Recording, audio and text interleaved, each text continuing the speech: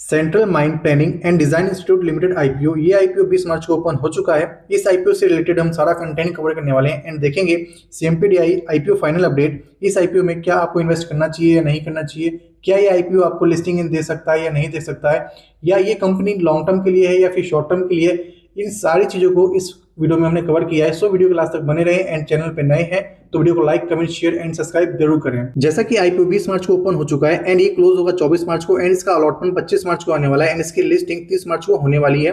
Issue size की बात करते हैं तो 1842 करोड़ का इशू साइज रहने वाला है, जो कि पूरा का पूरा ऑफर फॉर सेल रहने वाला है, यानी कि पूरा का पूरा पैसा कंपनी के प्रमोटर्स लेके जाएंगे। कंपनी के पास एक भी पैसा नहीं जाने वाला है। मार्केट कैप की बात करते हैं तो 12,280 करोड़ का मार्केट कैप रहने वाला है। इस आईपीओ में शेयर कोटा रखा गया है जो कि 10% का रहने वाला है एंड रिटेल पोर्शन 30% का रहने वाला है, यानी कि टोटल 40% का रिजर्वेशन पब्लिक के लिए रखा गया है। शेयर कोटा में आप अप टू 2 लाख रुपीज तक की बिडिंग कर सकते हैं एंड रिटेल पोर्शन में भी आप अप टू 2 लाख रुपीज की बिडिंग कर सकते हैं। यहाँ पे एक लॉट 13,760 रुपए का रखा गया है एंड रिटेल पोर्शन में अराउंड 3,98,000 पर्सन को अलॉटमेंट मिलने वाला है। एंड शेयर कोटा की बात करते हैं तो 1.071 करोड़ शेयर्स रिजर्व किए गए हैं, यानी कि शेयर कोटा में कितने लोगों को अलॉटमेंट मिलने वाला है ये डिपेंड करता है सब्सक्रिप्शन रेट पे।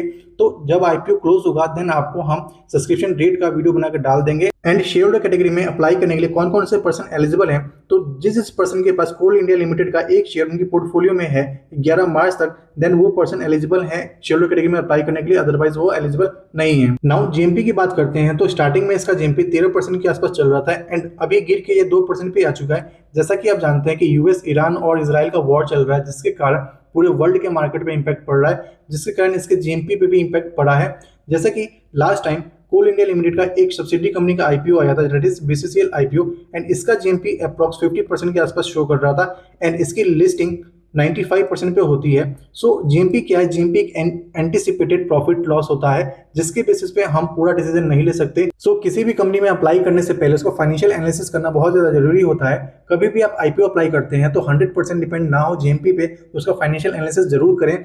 एंड नाउ प्राइस बैंड की बात करते हैं तो प्राइस बैंड इसका 163 रुपीज टू 172 रुपीज पर शेयर रहने वाला है। नाउ कंपनी की फाइनेंशियल्स की बात करते हैं तो कंपनी का जो टोटल इनकम है फाइनेंशियल ईयर 2023 में 1398 करोड़ का था, जो कि नेक्स्ट ईयर 1770 करोड़ का हो जाता है। यहाँ पे कंपनी का 26% का जो है टोटल इनकम इंक्रीज होता है, देन नेक्स्ट ईयर 2177 करोड़ का होता है, यानी यहाँ पे 23% का जो कंपनी का टोटल इनकम है वो इंक्रीज होता है।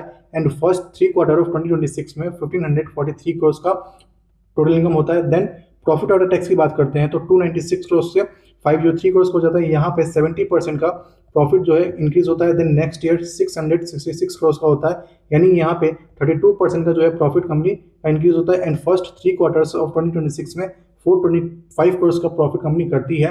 देखिए, कभी भी किसी भी कंपनी में इन्वेस्ट करते हैं तो उसका फाइनेंशियल और फंडामेंटल जरूर देखते हैं। एंड इस कंपनी का जो total income and profit and loss है वो ईयर ऑन ईयर इंक्रीज हो रहा है। सो ये कंपनी आपको डेफिनेटली लॉन्ग टर्म में अच्छा खासा रिटर्न दिखा सकती है। नाउ इंपॉर्टेंट पॉइंट्स की बात करते हैं तो कंपनी का आरओसी फाइनेंशियल ईयर 2025 में 48.6% का था, जो कि फर्स्ट 3 क्वार्टर ऑफ 2026 में 27.1% का है। एंड रिटर्न ऑन नेटवर्थ 36.7% से 20.3% का है। प्रॉफिट आफ्टर टैक्स मार्जिन 30.6% से 27.6% का है। इबिटा मार्जिन 42.1% से 38.5% का है। नाउ कंपनी अपना आईपीओ लेके आ रही है, तो आईपीओ लाने से कंपनी पे क्या इंपैक्ट पड़ने वाला है, तो कंपनी का earning per share pre IPO 9.34 rupees का है, जो कि पोस्ट आईपीओ 7.94 रुपीज का हो जाएगा। प्राइस टू अर्निंग रेशियो की बात करते हैं तो प्री आईपीओ 18.41 का है, जो कि पोस्ट आईपीओ 21.465 का हो जाएगा। प्रमोटर होल्डिंग की बात करते हैं तो 100% का प्री आईपीओ है, जो कि पोस्ट आईपीओ 85% का हो जाएगा। मार्केट कैपिटलाइजेशन 12,280 करोड़ का है। सो ये था कंपनी का पूरा फाइनेंशियल। क्या आप इस कंपनी में अप्लाई करने वाले हैं या नहीं करने वाले, कमेंट बॉक्स में जरूर बताइएगा। एंड हमारा चैनल है स्टॉक जीनियस, चैनल को सब्सक्राइब जरूर करना।